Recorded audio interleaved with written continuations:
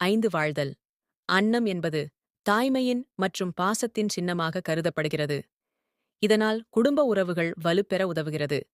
விரைவில் திருமணமாக வேண்டும், மகப்பேறு அருள வேண்டும் என்று பிரார்த்தனை செய்யும் நபர்களுக்கு இது மிக முக்கியமாக விளங்கும். சந்திரகிரக தோஷ பரிகாரம். அன்னாபிஷேகத்தை தரிசிப்பதால் சந்திரகிரகத்தால் ஏற்படும் துன்பங்கள், மன அழுத்தம் மற்றும் சோகங்கள் நீங்கும். இது மன அமைதியை ஏற்படுத்தி ஆன்மீக வளர்ச்சியை ஊக்குவிக்கும்.